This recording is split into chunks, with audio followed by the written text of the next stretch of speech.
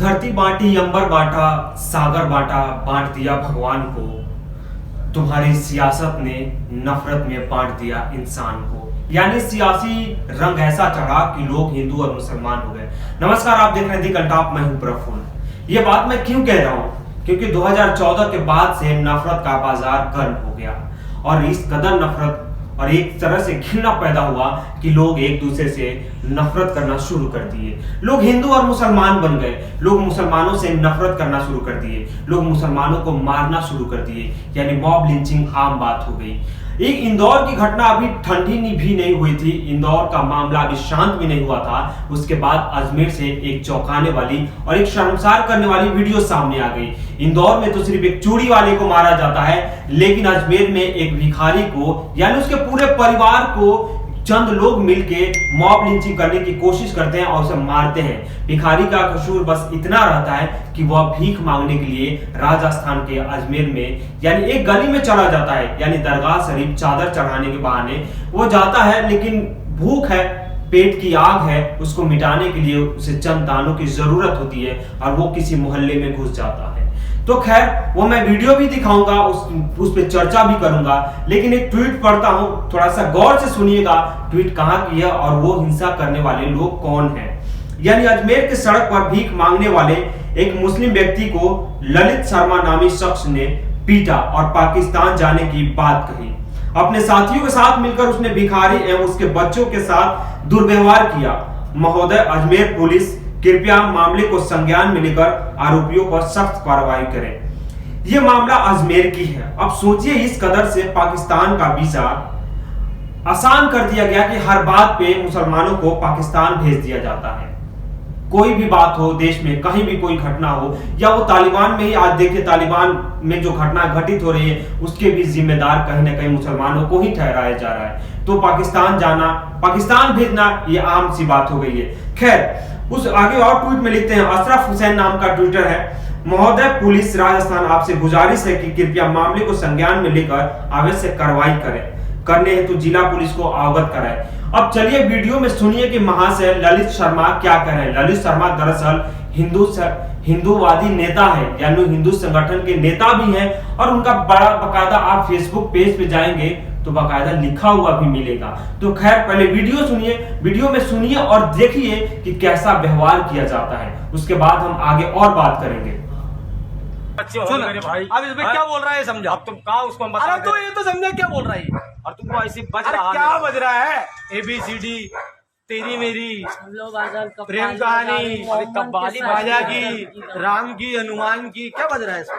अब जो राम हनुमान कोई गलत चीज थोड़ी, क्या बज रहा है इसमें ये पूछ रहा हूँ। गलत जवाब दे रहा है, बच क्या रहा है?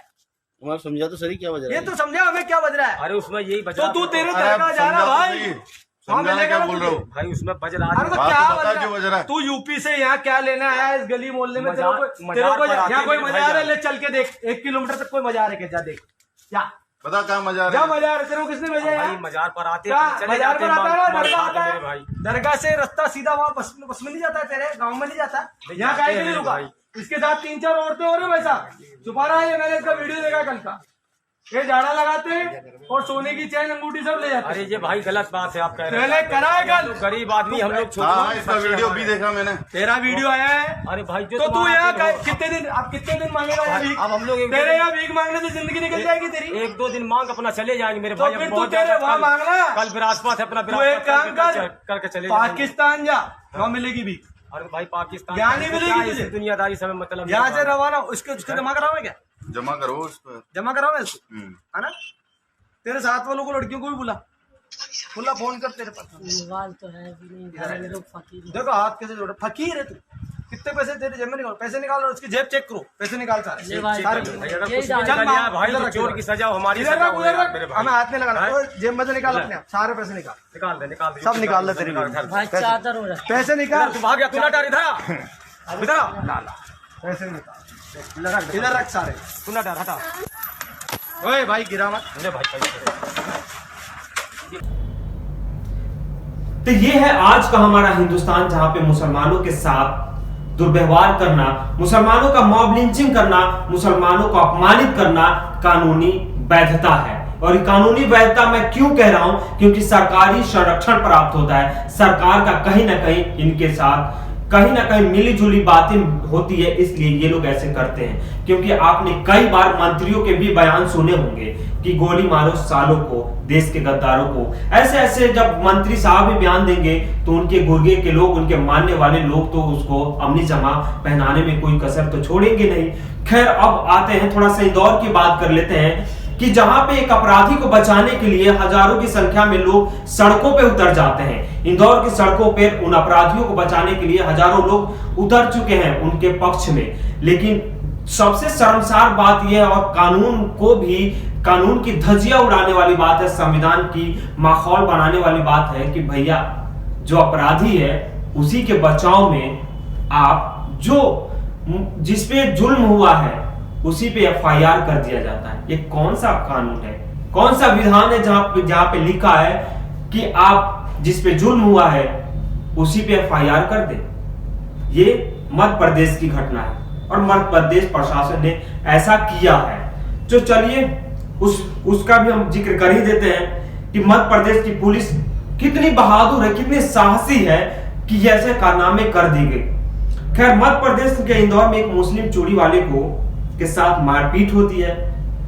मामले में एक नया मोड़ दिया जाता है। इंदौर पुलिस ने फरियादी को ही आरोपी बना दिया।